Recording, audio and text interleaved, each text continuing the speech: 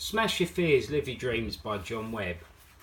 Chapter 5. Getting uncomfortable with being uncomfortable. So we now know that we need to experience that feeling of adrenaline release, fear, regularly to be able to control it. But why do people avoid putting themselves in situations where they feel this way? The answer is people prefer to stay within the confines of what they are used to, and we call this their comfort zone.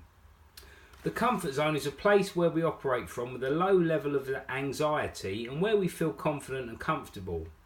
For instance, a job that we've been doing for many years, familiar surroundings, a long-term relationship, or even a certain level of income. But the big question is, do we need to leave our comfort zone? Now the answer depends on whether you're truly happy and fulfilled with your life. If your life is exactly how you wanted it and you don't want to change anything, then the answer is no. You don't need to leave your comfort zone.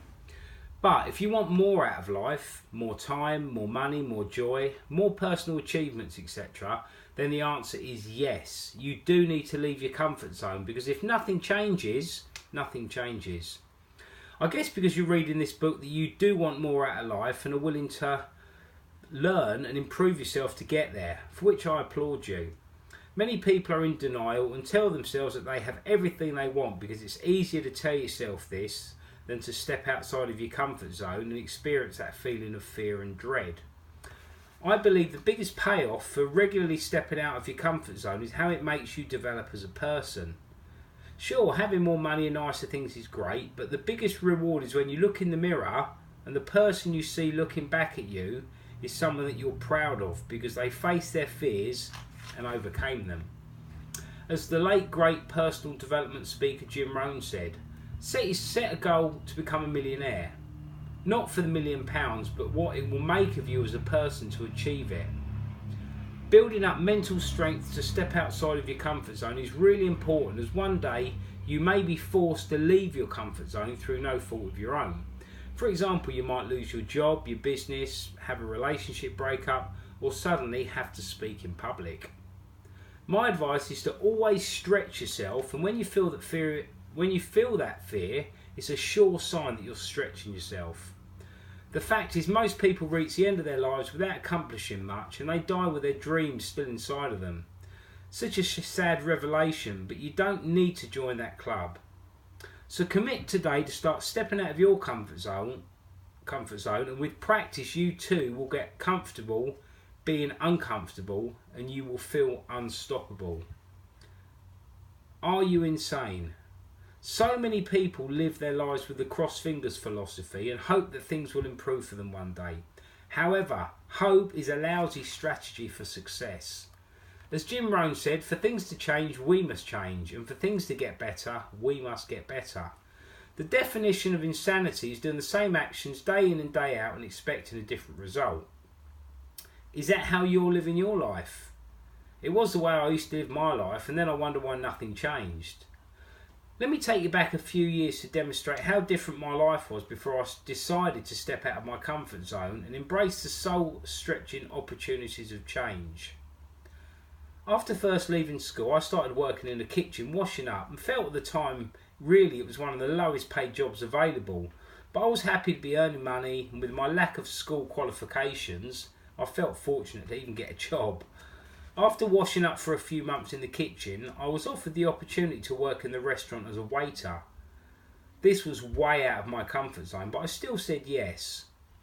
After a few months of working in the restaurant, I was offered the role of restaurant manager, and again this was something that induced feelings of fear. But despite these feelings, I agreed to take on the role. I continued to work as a restaurant manager for many years, but quickly realised that the real winner from my efforts was my boss, as he was going on holiday 6 times a year while we were all running the pub for him. As they say, nobody gets rich working for someone else. So after 3 years in this job, I decided to leave. And 10 years later, I actually left. Why did I stay in this job for such a long time when it was clear that there was a glass ceiling on my income? The reason was because I felt very comfortable and secure within the job, within my comfort zone. I knew my job inside and out and enjoyed working with the staff, many of which became great friends. I always remember my mum telling me, better the devil you know. I remember one day getting really annoyed with another member of staff, and in that moment I thought, I've had enough of this. I'd been toying with the idea of becoming an aerobics instructor for a while, as I've always been into my fitness, and knew that it was possible to earn between £20 to £100 an hour, which was 4 times my current hourly rate at the pub. So that afternoon, very frustrated, I booked on a 2-week intensive course to become an aerobics instructor and paid for it on my credit card. It felt good to take some positive action, but also scary at the same time. However, there was one significant problem. I'd never actually participated in an aerobics class before. Knowing that I was going on this course in a few months, I thought it would make sense to attend a few local aerobics classes to get an idea of what I would need to do. Again, I felt very uncomfortable. I was the only man in the class with 2 left feet that went in a different direction to everybody else. To cut a long story short, I did persist in attending these weekly classes and got a little better before the start of my 2-week training course for being an aerobics instructor. The 2-week intensive course was one of the hardest things I've ever done, as I couldn't even hear the beats to the music. But with determination and persistence, I managed to pass the course and attain my exercise to music qualification. I started teaching aerobics alongside my shifts at the pub, and eventually was earning the same money teaching part-time as I was earning full-time at the pub. A few years later, I quit my job in the pub and became a full-time personal trainer and aerobics instructor, much to the horror of my mum. A year previously, she had separated from her partner and was on the verge of losing her home. I was determined that my dear mum was not going to lose her home, and she couldn't afford to pay the mortgage on her own. So we got a joint mortgage together. So you can imagine how fearful we both were that I was walking away from a safe, secure job in the pub to follow my dream of becoming an aerobics instructor full time. I was determined to make it work, and nothing was going to stop me. The point of this story is that at each step of the process to change my career, I felt uncomfortable, from the booking of the course to teaching my first ever class. The butterflies in the stomach and self-doubt came before every class that I taught for the first 3 months. But just like when I was boxing, I knew with constant exposure that these feelings would get easier to manage. Leaving the pub had turned out to be a great decision, as my income had doubled and I was working less hours. So my questions to you are, where are you in your life at the moment? What direction would you like to go in? Are you stuck in your comfort zone where life is easy, but deep down you know you could achieve more? I guess the answer, if you're reading this book, is yes.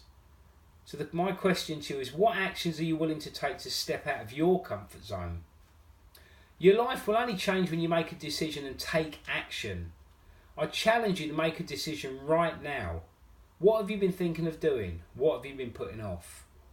Take inspired action now, and you know what? It could be the best decision you have ever made.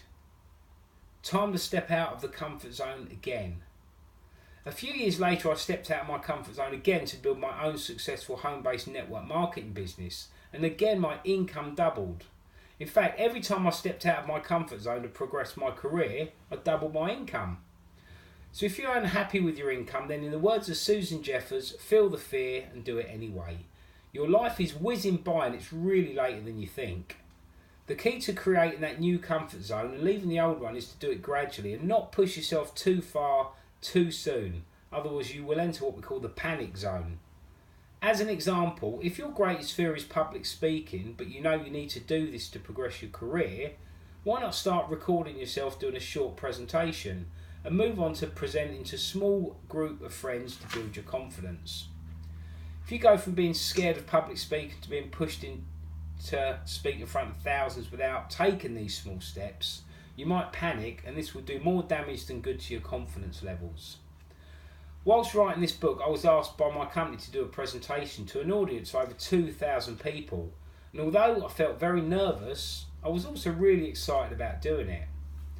That feeling of excitement wasn't always the case, as I remember the first time I was asked to do a training in front of just 10 people. I was petrified. It's quite bizarre that I felt as nervous speaking in public as I did before getting in the boxing ring. Now, if you're reading this on Kindle and would like to see my presentation, then you certainly can do. If you go through to YouTube, then I'm actually on there, and you can see my presentation. Just look for John Webb on YouTube.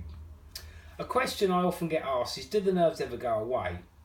Well, what I've discovered is that you will always get nervous and experience the adrenaline release in stressful situations, but with experience, the butterflies in your stomach will actually fly in formation rather than erratically, so they're actually easier to deal with. Remember that adrenaline is there to help you. That's why boxers don't feel any pain when they're actually fighting, as the adrenaline acts as an anaesthetic to pain. We need nerves to perform at our best, so embrace the adrenaline release and know it's there to actually get you ready for action and help you perform at your best. Okay, got an action step for you to take here that I'd like you to just fill out a little statement. So my next question to you is, what small steps can you take in the next few days that will make you feel uncomfortable? Fill out this commitment statement below. I understand that I need to step outside of my comfort zone, so I'm going to, and then you fill in the blank, and then you say on this date, so you put the date, and the benefit of doing this will be the following, and then fill in the blank. It's so important to do these exercises because it's so easy just to read a book and get inspired, but the fact is things will only change when you take action.